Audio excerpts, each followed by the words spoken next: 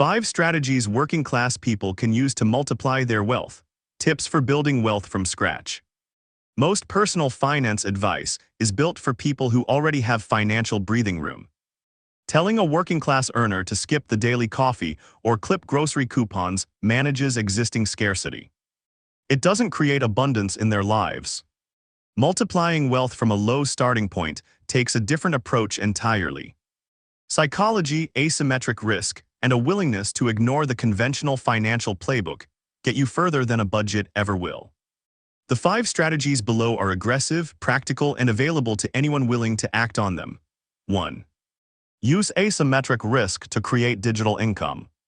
Asymmetric risk means your potential upside can outweigh your potential downside by a wide margin. Most working-class professionals carry specialized, hard-won knowledge in their heads and never monetize it beyond a paycheck. That's a missed opportunity. Your expertise in logistics, skilled trades, or healthcare has value well beyond what your employer pays for it. Spend a few evenings turning that knowledge into a digital asset, an ebook, a training guide, or a niche video course. Platforms like Gumroad, Teachable, or Amazon handle the payments and delivery, so the technical barrier is lower than most people expect. Before you spend weeks building anything, test demand first. Post about the topic on social media and see if people ask follow-up questions. If they do, you already have an audience.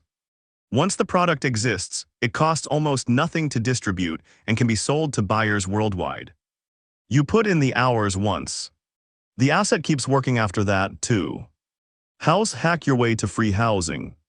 Housing is the single largest expense for most working-class households, often consuming between 1/3 and 1/2 of monthly take-home pay. When that much of your income goes toward keeping a roof over your head, building any meaningful savings becomes brutally difficult. House hacking changes the math.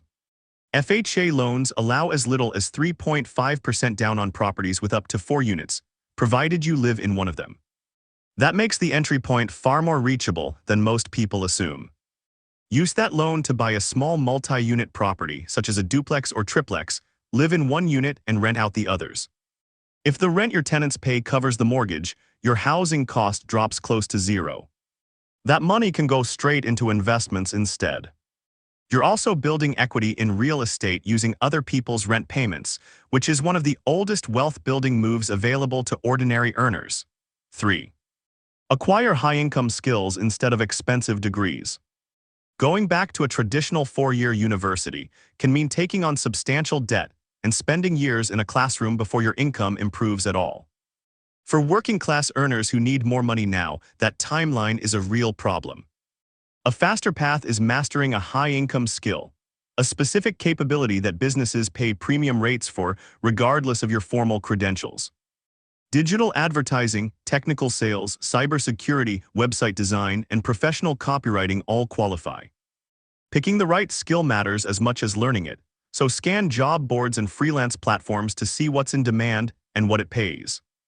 Skills that work in a freelance or contract context tend to pay more per hour than the same skill in a salaried role, which is worth factoring in early.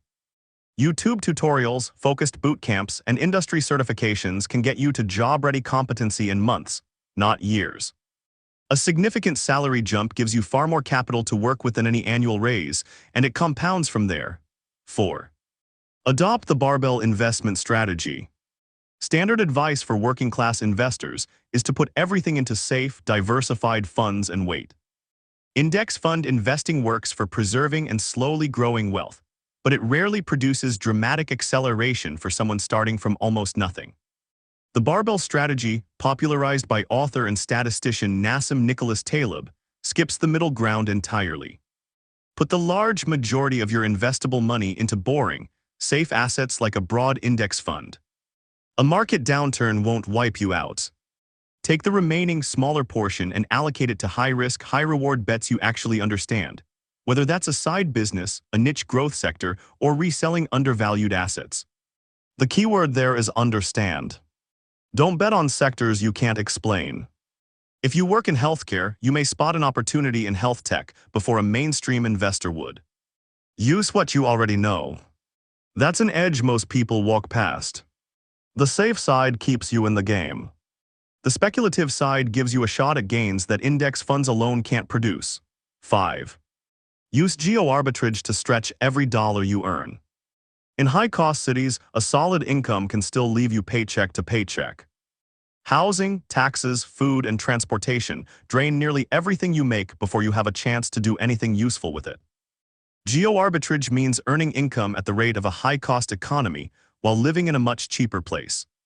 A remote worker pulling a salary built for San Francisco or New York, but living in a small Midwestern town or a rural area with low housing costs, is playing a completely different financial game than their colleagues. Rent, groceries, utilities, and transportation can cost a fraction of what city life demands, and that gap goes straight into your pocket every single month. The income stays the same. The cost of life drops dramatically. If you work remotely or in a portable trade, relocating to a lower-cost state can also flip your finances faster than any raise would. The same income that barely covers expenses in an expensive city can support an aggressive savings rate in a more affordable one. Your earning power stays the same. Your costs don't. Conclusion. Budgeting has its place, but it won't multiply your wealth-building potential on its own. These 5 strategies work differently because they change the underlying math, not just your spending habits. House hacking, digital income, high-income skills, the barbell approach, and geo-arbitrage each attack a different part of the wealth-building problem. Pick the one that fits your current situation and start there. Most people wait for the perfect moment. That's usually what keeps them in place.